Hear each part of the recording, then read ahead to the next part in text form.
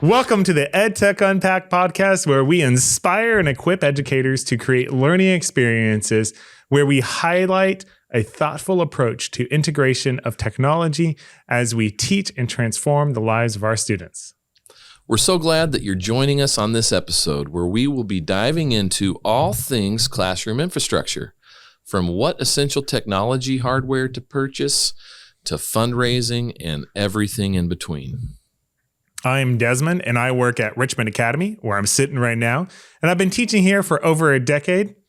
I teach religion, social studies, computers, videography, and sometimes a few more things. I'm a proud graduate of Southern Adventist University with a bachelor's degree in religious education and a minor in computers.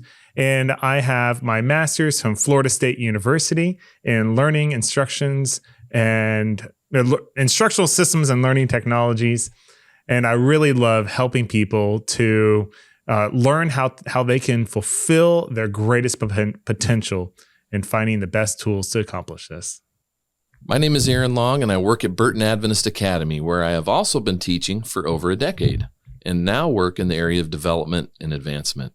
I'm a proud graduate of Southwestern Adventist University with a bachelor's in religious education and a minor in psychology. I received my master's in instructional design and technology from Walden University in 2017, and I have a passion for leading and inspiring educators, especially in the area of thoughtful integration of classroom technology. And I'm excited to introduce our guest today, Tyler Rettler. He is the IT director at two different places, Mile High Academy and Rocky Mountain Conference of Seventh-day Adventist. And we know him because all three of us are on the same tech committee, the Adventist Education, or AETech committee. He is also a graduate of Union College, which just changed their name to Union University. I got this t-shirt a few months ago. I'm repping you, Union, today. Looking for more colleges. Send me your shirts. And now it's already outdated. I think you knew that when you gave me the shirt, but I'm still proud to wear it. Thank you, Tyler. Tell us a little bit about yourself. Thanks, Desmond.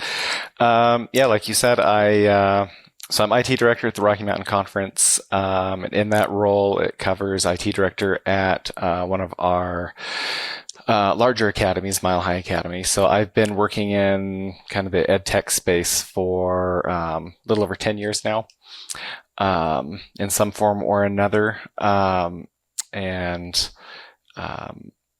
kind of started in high school. I worked for our tech director at that time, and it's just kind of rolled through that way. So most of my role is on more of the administration, implementation side of things. I'm not in the classroom a whole lot. My wife is a teacher, so I at least have a little bit of the ability to bounce some education ideas off of somebody. But yeah. And Tyler's a big supporter of evidence education. Every time we get to discuss, he's always finding ways to make it more successful. So it's good to have him on here. Sorry I interrupt you, Aaron. No, I just absolutely. We're just glad Tyler's here today because with the different roles that he fills professionally, his knowledge base is very broad. And so we felt like he was the perfect person to have on today to enhance our conversation a bit as we dive into all things classroom infrastructure with a highlight on technology. So we're excited for that. Guys, this is an area of passion for me. Okay, I've always been super into classroom design. So we're going to start by going back in time a little bit. I'm going to share for a few minutes here, and then we're going to get into some conversation and really take turns sharing some insights. But classroom design, that's not just technology. It's not just the smart board or the television you put in or how you're going to cast your screen, but also relates to the design of the room. And this is something I got really into back in the early 2000s at my first job at Boulder Junior Academy. So shout out Rocky Mountain Conference, which is where Tyler's coming to us from. That was the first place I ever worked. And I remember wrestling with this problem of how do I share my screen with the classroom TV and how do I do that wirelessly? So diving into that problem, troubleshooting, coming up with technology options for it, and feeling so accomplished when I tackled that very small task. That wasn't easy in 2000. It wasn't. 2000. This would have been 2003, roughly. And there weren't a lot of options. Can you tell us what you did, or are you going to tell us? I don't remember the brands, but I can tell you it was transmitter receiver situation where I came off VGA and it transmitted signal wirelessly to the TV, and there was a VGA receiver. It was pretty cool.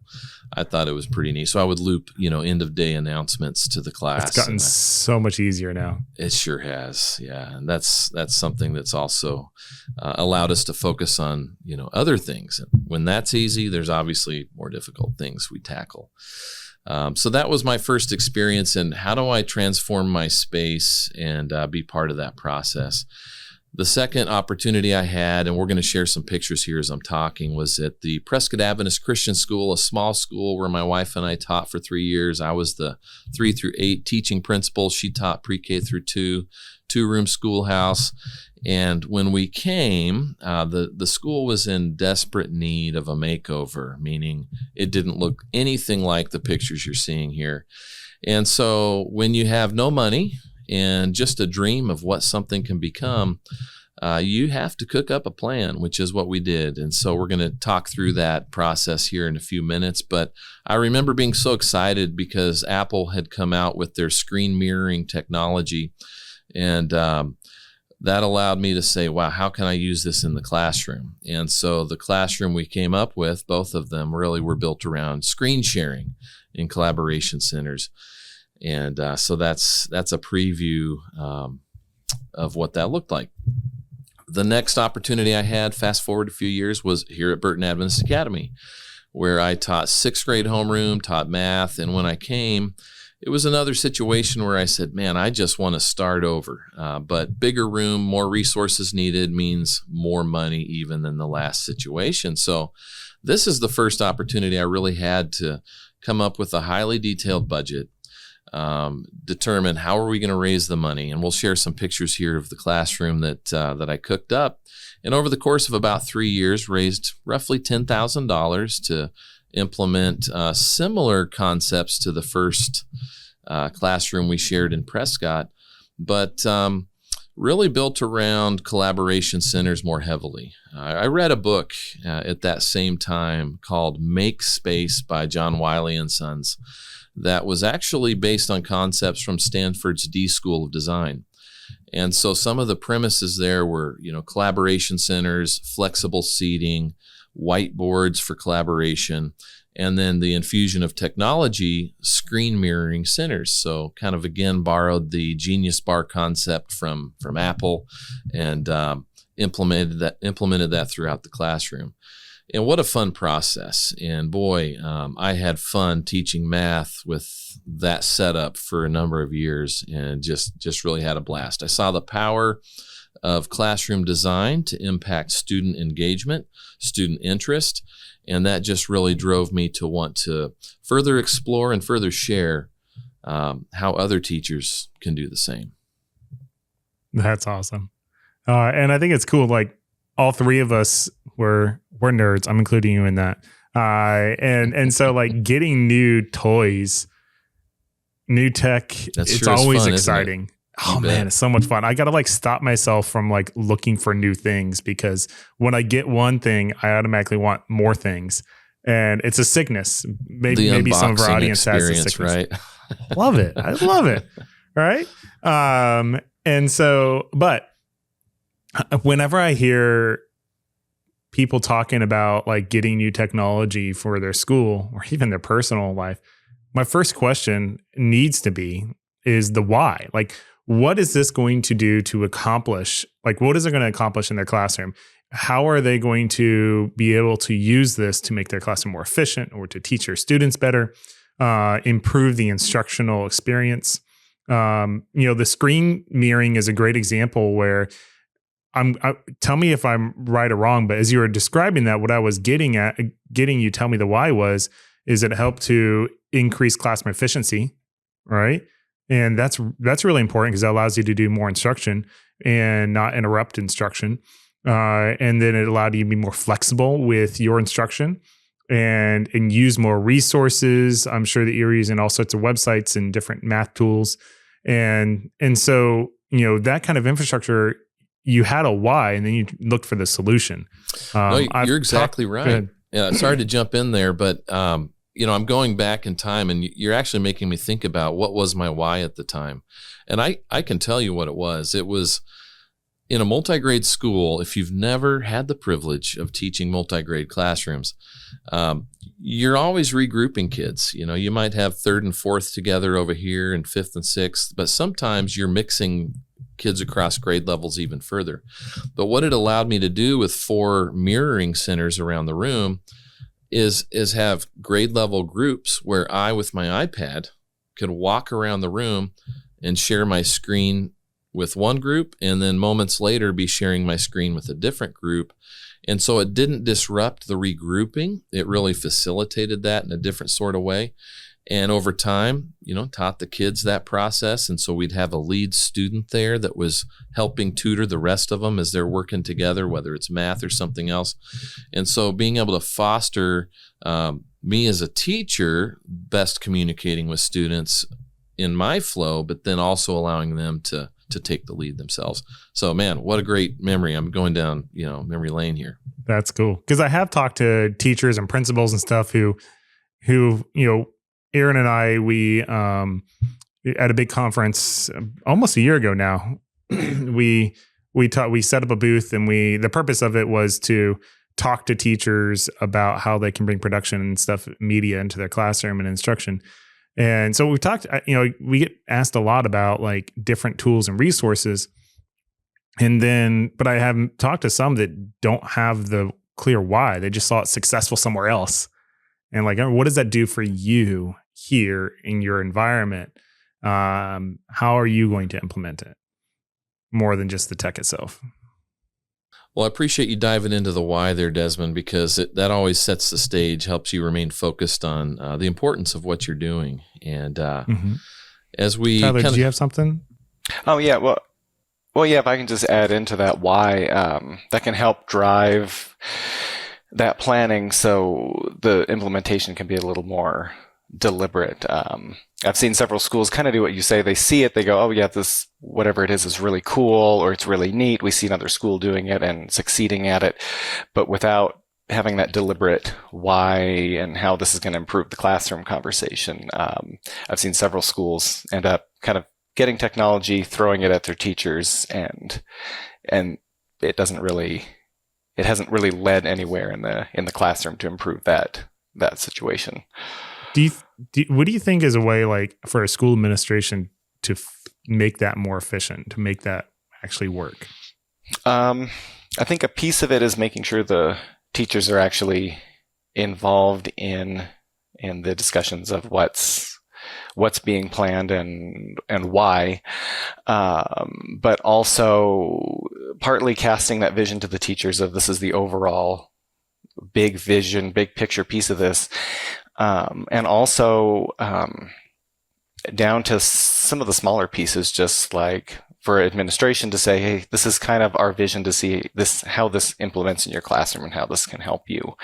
Because sometimes teachers maybe they'll get a brand new smartboard or something in their classroom or audio system or something, and they kind of go, well, I don't really see how this is supposed to integrate in with how I run my classroom. So when I first started teaching a while ago, I inherited a smartboard in my classroom. And at first I was all excited and I was digging into it. And it was the time where you had to calibrate it like every class period.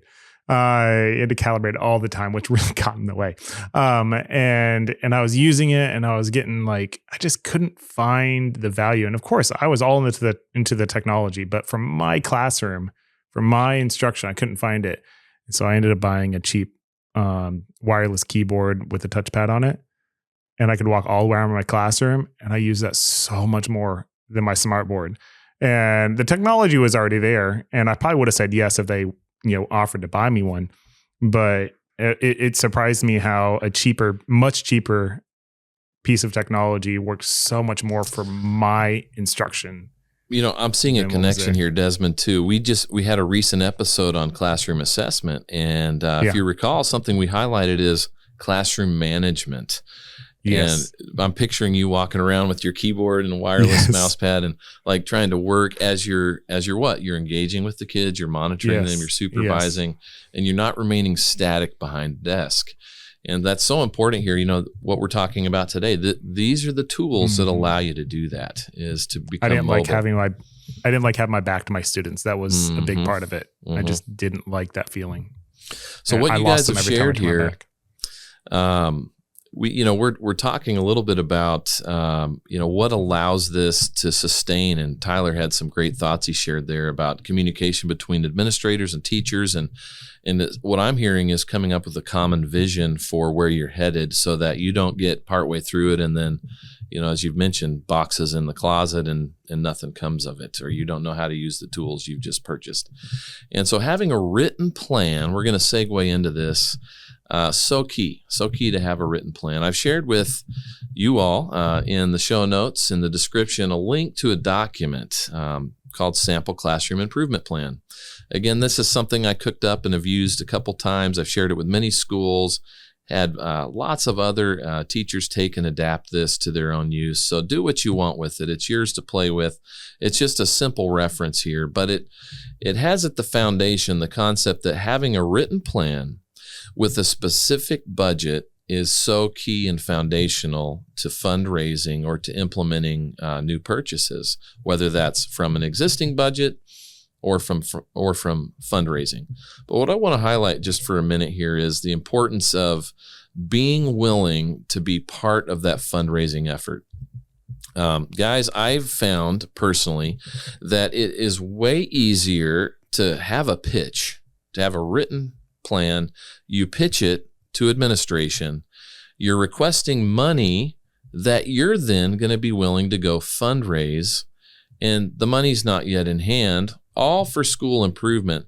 These, in my experience, are very easy yeses. It's easy to get yeses. It's easy to get approvals when there's no money in hand. So we're not wrestling about how to spend money that we have, which is a whole different story. We're saying, here's what I propose. I want to make my classroom better. Here's how I'm going to do it. And by the way, I'm going to go raise the money for it. Can I have your permission for that? Very easy to get a yes in these kinds of situations. And the reason I think this is so key is it's very uncommon that a school's technology budget would facilitate significant leaps or jumps with infrastructure. The budget's going to facilitate maintenance of what you already have. Typically, it's not going to facilitate that jump, and those big jumps happen largely, in my opinion, through fundraising efforts. And so I want to encourage you, dig into this, look through it, take it apart, use what you want. I've included pictures at the top of that document and the bottom of my prior classrooms and what it facilitated. Use those, as what the vision is, adapt them. But the more specific you can be, the better to getting an easy yes. So use that resource. One other thing I'll highlight here, and then Desmond, I'm going to throw it back to you to talk a little bit more about maybe what we want to accomplish. However, the last thing I'll mention in terms of the written plan and fundraising is having a platform that you can go to that's simple to use, effective, and as close to free as possible. I'm going to throw one at you today. It's called 99pledges.com. In the big picture, we're a smaller school. To the real small schools out there, we probably look big. We might have 20 to 30 students in any specific grade level class. We have about 320 students at Burton Academy. And in our pre-K through 8 group, we have an annual fundraiser that I started 11 years ago that's a classroom fundraiser just for technology improvement that over time expanded as we realized, wow, we can raise a lot of money. It became also about classroom design, classroom furnishing. So it does a lot for our teachers. But every year we do a special classroom fundraiser where we raise the last 3 years between $26,000 and $30,000 a year across those grade levels, where our average classroom ends up with $2,000 to $4,000 to spend annually simply to improve their classroom. We use 99pledges.com. They're great. They're super inexpensive. In fact, they charge 0 fees other than the credit card processing fees.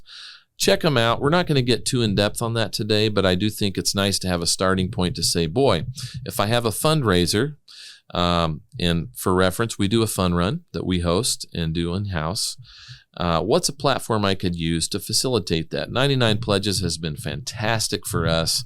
Extremely minimal cost, as they, again, only charge the credit card processing fees. Check them out. Check out the written plan.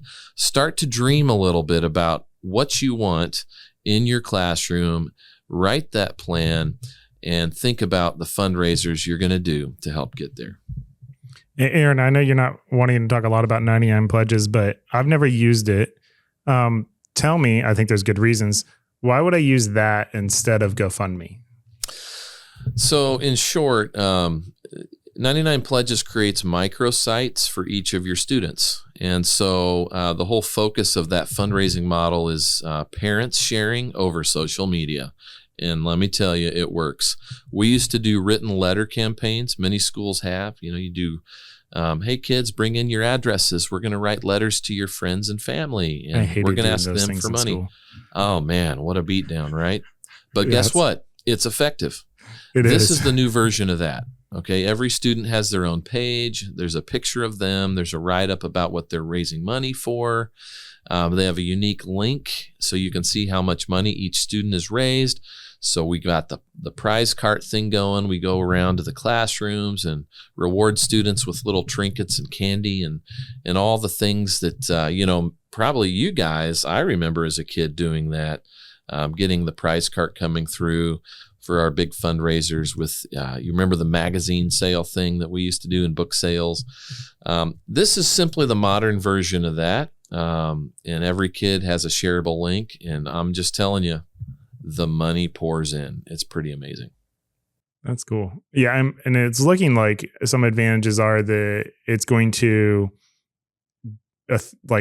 certify you as a nonprofit, legit organizations, because anyone could create a GoFundMe, and there's been a lot of scams on those. And also the fees are less, it looks like. Yeah, very, very low. I mean, it's literally just the credit card processing fees.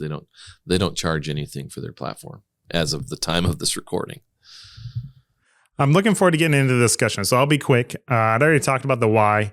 I wanted to describe our classroom here. When I moved here in 2012, when I started working here at Richmond Academy, they had just launched a program. So I got here after they had bought most of the things and stuff this was in 2012 when no one was doing it. 2020 made everyone do it, but where we were teaching from classroom to classroom. And I'll do an episode perhaps on that later to explain why, but classroom, like campus to campus. So I'm teaching students in my physical classroom to students in other classrooms and at other places, about 2 hours away, most of the students. But yeah, they intentionally picked all the stuff to make it so that it was affordable. And because there was other similar schools that had spent a lot of money and had really nice equipment, but we wanted to make sure that our stuff was replicable without massive fundraising. It still took a good chunk of money because we did a lot of classrooms. But in each classroom, we have 2 TVs up front, 55 inches, one for my teacher content, one so they could see the other students, TV in the back, computers hooked up, one in the back, one in the front, cameras, 2 cameras, one for looking at the students, one looking at the teacher. And today we use Zoom Rooms, which is a fantastic product, to manage all the video, but that was before Zoom Rooms existed. So we went through a lot of different services over the years. And so it's, a lot of the infrastructure, we've upgraded pieces over time, but we actually still have some of our TVs operating from 2012. Like some of them have died, but a lot of them are still working. We use them like every day. And so we got good equipment at good prices and have used it a lot.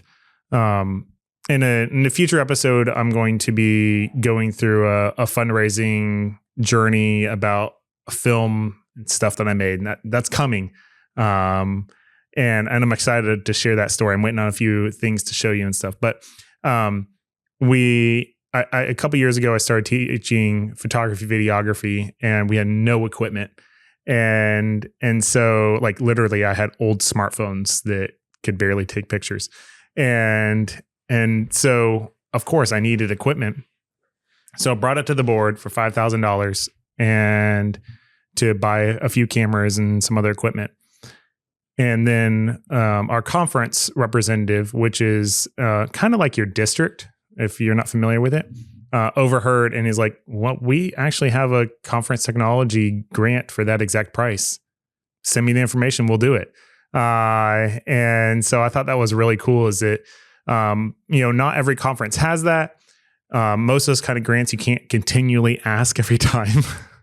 And so it's good to know that those things exist. And we'll talk about grants later, but there is tons of free money that is waiting for someone to find and to ask for.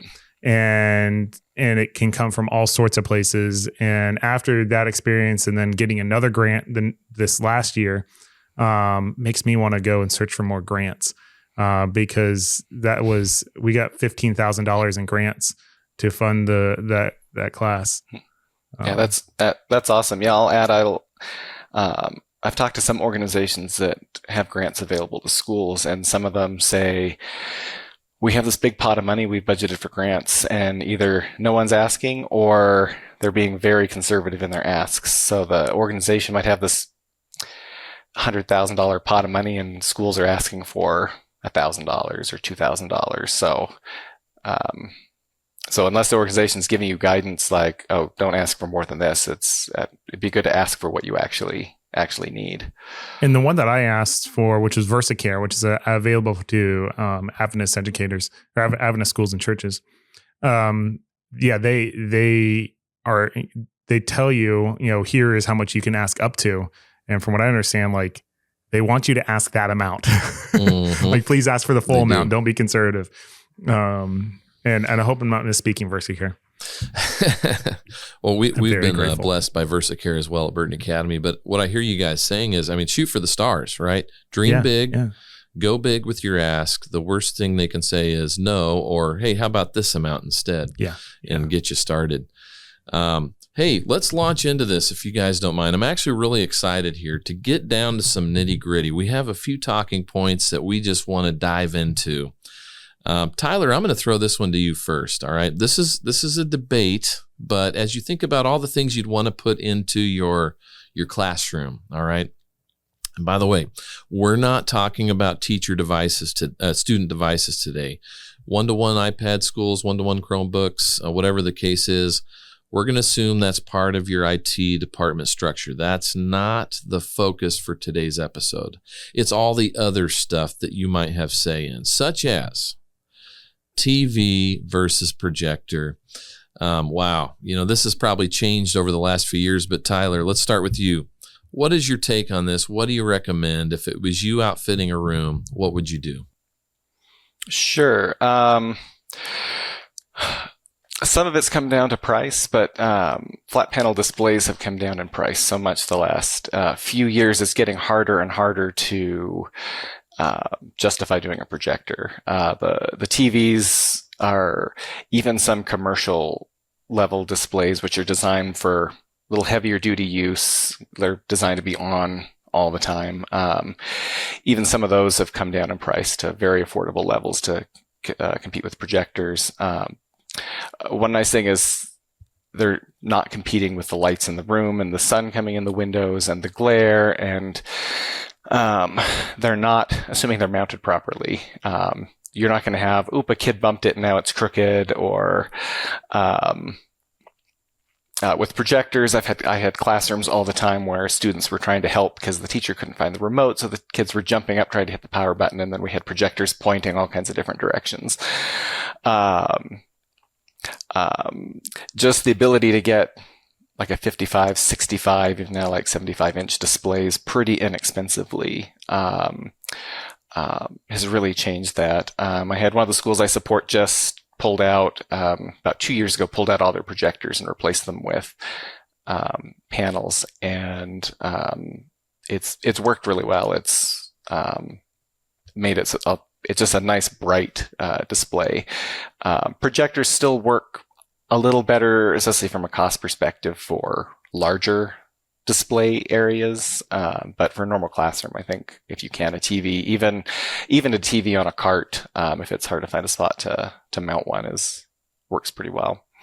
So I didn't ask Tyler that ahead of time. So that was an honest moment there of what do you think? But it's going to be hard to disagree. I mean, we don't like to give a lot of pricing because pricing changes so quickly. But it wasn't that long ago. You'd walk into a Best Buy or, for the Costco members out there, I'm always drawn to the TV section and checking prices, A 75-inch was $1,500. The cheap ones maybe $1,000. And now you walk into the stores and you can literally, which a number of our classrooms are doing now, outfit for a 75 to 85-inch TV for well less than $1,000, which to me, it still kind of blows me away to see. I walked into a store the other day, $645 for a name brand 75-inch TV. That blew me away, but that's where we're at. So affordability is there, the brightness, the longevity, 7 to 10 years. Desmond, you're mentioning TVs you guys have had for 12 years. That's amazing.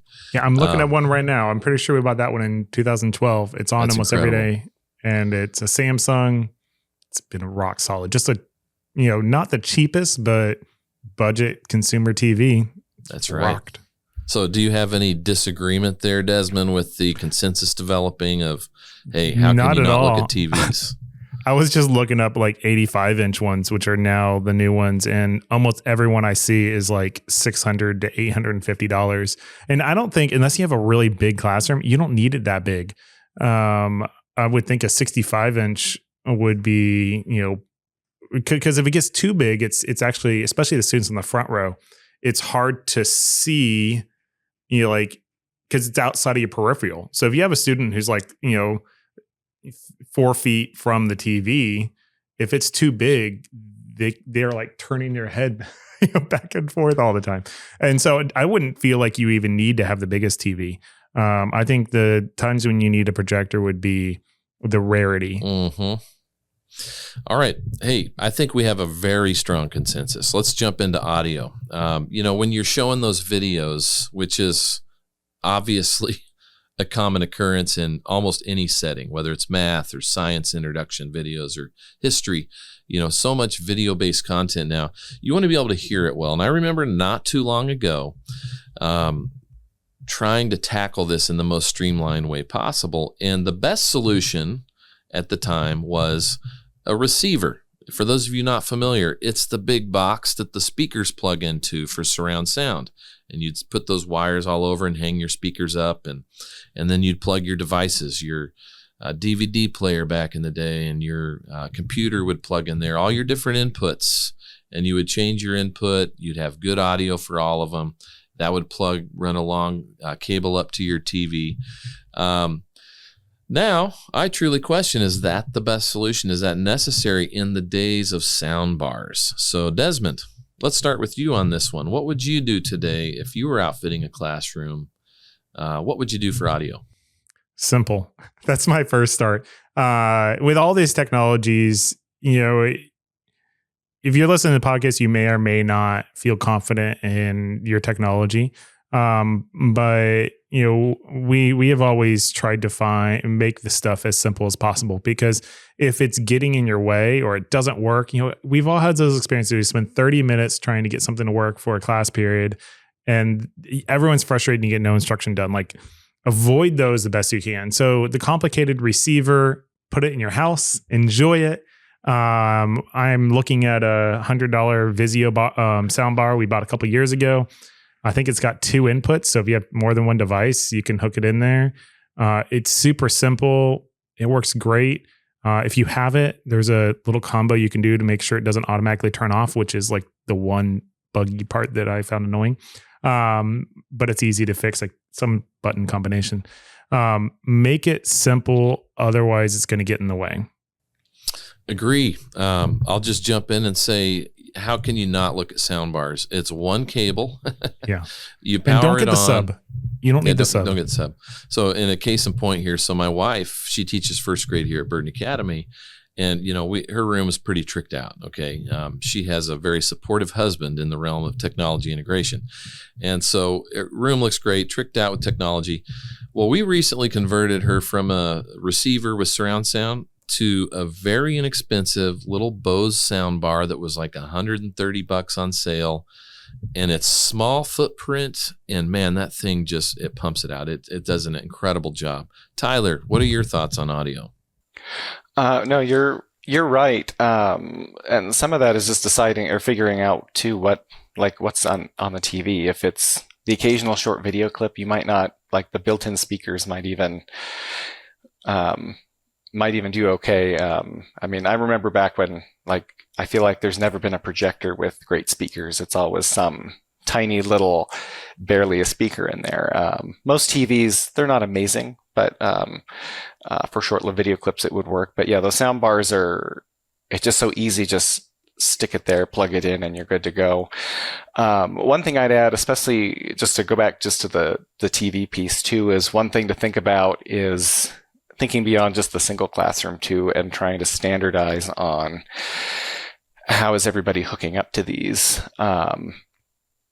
Just so that you don't have the scenario where, well, in this first grade classroom, you need a USB-C to HDMI adapter, but the second grade classroom has an Apple TV, but the third grade classroom has has Miracast for window, and there are some cool technologies out there that'll support all the devices and things like that.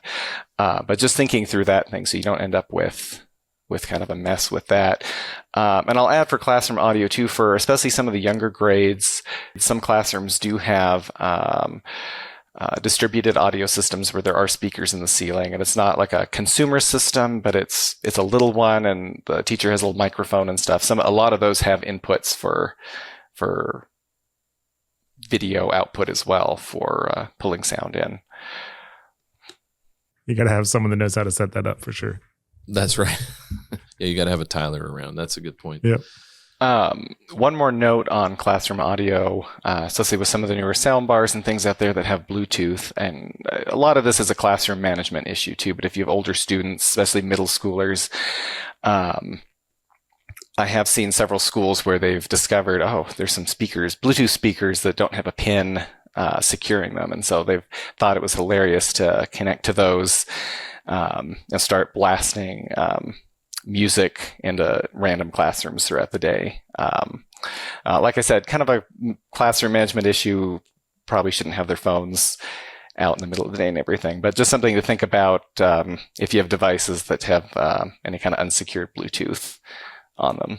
Man, I might have to confess that I've done that to my teacher next door. It's pretty fun. For sure. Yeah, you prank them.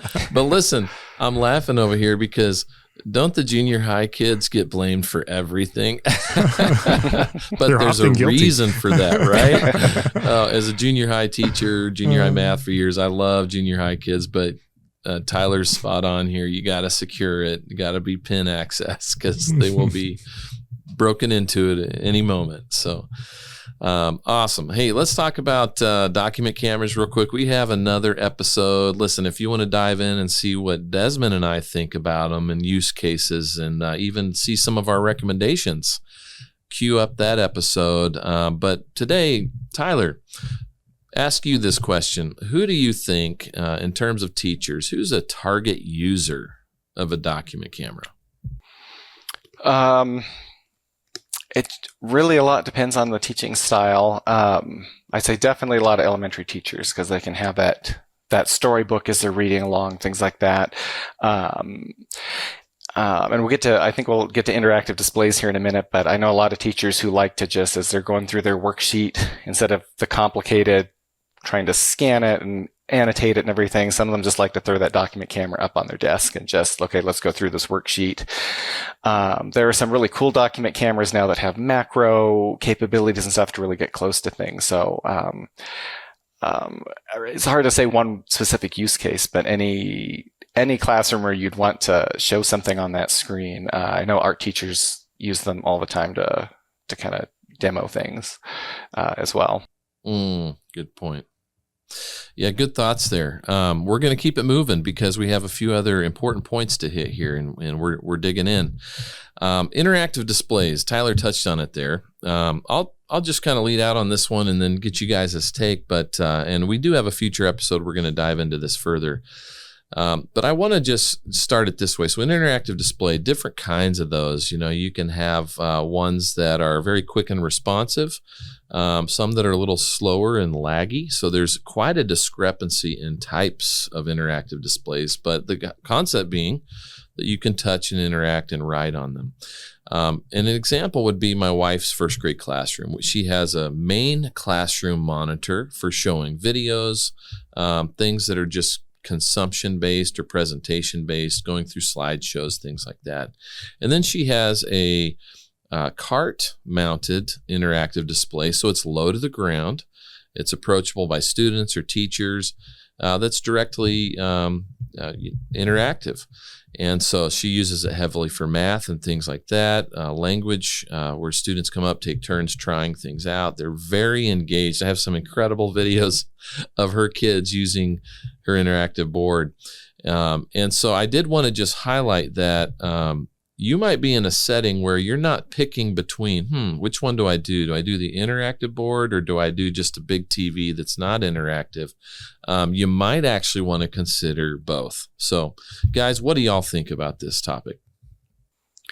Well, I'll hop in here. When talking about interactive displays, I mean, there's kind of a wide range. Like you said, there's not just in like performance, but there are some that are just a display with a touch overlay. They don't have any brains or anything. They hook into whatever computer you're using to project to. There are some really cool wireless solutions too. So I have some teachers who from anywhere in the room can just hit connect to display, enable touch, and they can do wireless touch back to wherever their system is. They like it for quick notes or just, I mean, it's handy for, let me just pause this video real quick and can just tap. All the way up to ones that either have a lot of built-in software. A lot of them have built-in Android environments with built-in whiteboarding functions. And some of them have these special standardized slots where they have PCs that can be just slid in or upgraded later. So everything's together, so a teacher wouldn't even necessarily have to deal with hooking up and connecting and everything. Something I would interject here, I'm thinking as you're talking, Tyler, and this is probably an area you're going to want to collaborate if you're writing a proposal with your IT director, whoever that is. If you're in a smaller school and don't have one, keep it simple. Tyler's mentioning some options where you're slotting in PCs.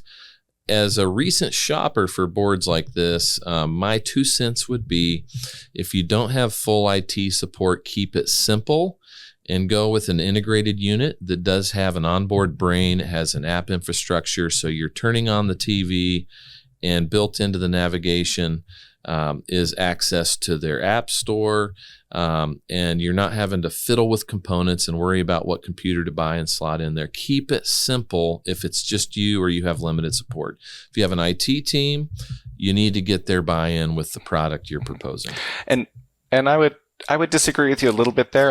My preference for the simple side is just the regular touch displays. And then you're not tied to, this version of Android hasn't been updated in 4 years and now nothing works, that kind of scenario. And it all depends on the manufacturer too, on what level of support and how integrated it is and everything. But for at least a couple schools I support, I really like just having kind of the dumb version that we can just hook up to whatever the teacher's using at that time. But a lot of that comes down to are you using it as a whiteboard replacement or just some interactive activities or that kind of thing too? I was going to say the board itself might be good for the panel, might be good for a decade, but that software is not likely to be good for a decade. All right. Well, I just want to highlight that Tyler definitely has more experience working with interactive displays, so I would take his input to the bank on that. So thank you, Tyler, for sharing a little bit about your perspective on that. Hey, we recognize that there are tons of other peripheral types of devices, from robotic elements that are very popular to your screen sharing platform, whether that be Apple TV or something else. There are a lot of peripherals we're not getting into on this episode. Some of them have their own future upcoming episodes. However, your setting is going to be unique to you, so we didn't want to go down a rabbit hole with different types of peripheral elements here. But something that we do want to touch on is standardization. Guys, why is it so important that across your school you do standardize the type of hardware you're using and software? Well, I kind of touched on it earlier, but partly just so that as teachers move around, as students move around, as anybody's moving between classrooms, they're not having to figure out a completely different setup. You won't end up with a nightmare of adapters needed, or have to remember that, well, this classroom has HDMI, but that one has DisplayPort, or things like that. Or one classroom only supports Apple products to connect easily, but the classroom next door only supports Windows products to connect easily. Kind of, I know we didn't really talk about classroom or student devices at all, but it would be similar to if one classroom had iPads and another had Chromebooks, another had Windows PCs, and it would just be kind of a nightmare to kind of just be able to keep it all under control. I think it goes back to what you shared earlier on in this episode, Tyler, of between administration and teachers having a cohesive plan that is based on a philosophy and it's common. So you get through the implementation, but across campus, there's an ecosystem that you're putting into place that you're going to maintain and improve. Hey, we got to buy this stuff, right? There's a whole lot of things to buy here, from TVs to computers. Desmond, kick us off. What ideas, what resources would you point folks to, teachers to, if they're looking to make purchases for technology? And I think the default, especially for a smaller school, is just go straight to Amazon or maybe even Walmart or Best Buy. And that's not always the wrong answer. We actually buy a lot of our Chromebooks and other things off of Amazon. However, I would encourage you just do a little homework, and you'll kind of be surprised what you find. Tyler turned me on to B&H, which is an awesome website. I check it every day. I shouldn't. It's dangerous for me. It's mostly photo and video stuff, and they have their Omnia program, which we'll link to in the show notes. And if you register as a nonprofit through that, and that works for churches and schools and other nonprofits, they automatically give you a big discount on almost everything in the store. Some items quite a lot, other items just a little. And so especially if you're making a large purchase, it's worth going through there. If you in total spend over $5,000, you can click a little button to request a quote, and they'll knock a little more off. It'll take a few hours for someone to end up reviewing it, but they'll take even more off in that process. And Tyler, if you have more to share about that and any of the other things you have listed, that'd be cool. Yeah, sure. B&H is great. It's nice once you're signed up for that program, because assuming you're a school and nonprofit, they'll link your tax exemption with that account. They actually have it set up so you can add purchasers and stuff at your organization. But that being on that Omnia contract gets that automatic discount on a lot of things. And I'll add, they have a lot of IT products too. They have like networking gear, laptops, all kinds of stuff like that too. So it's kind of fun sometimes to pull up a product page while I'm logged in to my school account, and then pull it up on my personal account just to see oh, that's a pretty good price. A couple other things to look at. OETC is for schools, libraries. It's a buying consortium, and so they kind of act like a reseller, but they don't really take a lot of cut out of the middle like a lot of places would do. And so you're getting their buying power essentially. So if you're buying, I don't know, like Chromebooks, you're getting the buying power of them buying 100,000 Chromebooks instead of your 10 that you're purchasing. And the reps are pretty good to work with. There's a small fee they charge to join. We happen to work, the organization we work for has a membership, which is kind of nice. So it might be something to check up your chain with administration, see if either you can get one or if maybe you already have one there. And then Adobe has a cool program for K-12. First of all, actually just saw them at a convention a few days ago at ISTE. They have Adobe Express that they give for free to schools, but they also have a program for K-12 where it's $5 a license per student for Creative Cloud, and that covers everybody. The only catch is they have a minimum purchase of 500 licenses, but they do have some options if you work through one of your retailers for pooling that under like a small district kind of option. So I just worked with a rep to get that through for part of our organization. So it's a cool program. Awesome. That's really awesome. Any final words, Aaron?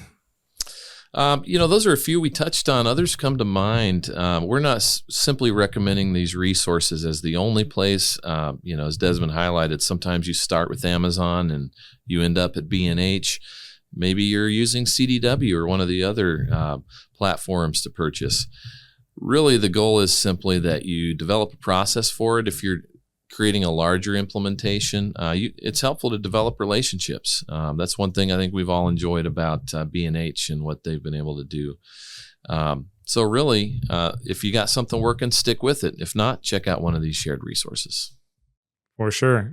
We just want to thank Tyler so much for joining us, taking time to talk with us. And if you're willing, Tyler, we'd love to have you on for another episode. Yeah, sure. And we'd also like to thank you, the listener, for joining us in today's journey into EdTech Unpacked, as we are explored the ins and outs of the classroom improvement planning, and with an emphasis on classroom technology, which we're really kind of biased to. We've obviously covered a lot of ground. We started with casting some vision about what's possible and talking about the importance of having a written plan, not just for what you want to do, but specific things you want to purchase, even so to have a budget. Budgets are key in this process when you are going to ask for permission to spend money, whether it's in hand or to be fundraised. We shared a little bit about the importance of fundraisers, and in the end, had a great time talking through our opinions on different types of technology and making recommendations about what to buy. And we'd like to encourage you to send your EdTech problems for us to be solved, and in our help desk segment, along with any other feedback that you have. Tell us where we've been wrong or right, or other suggestions on what to put in your classroom, or who to purchase it from. We'd love to hear about all that. And do that all through our website at edtechunpacked.com, where you can find a place to submit an audio recording and a contact form.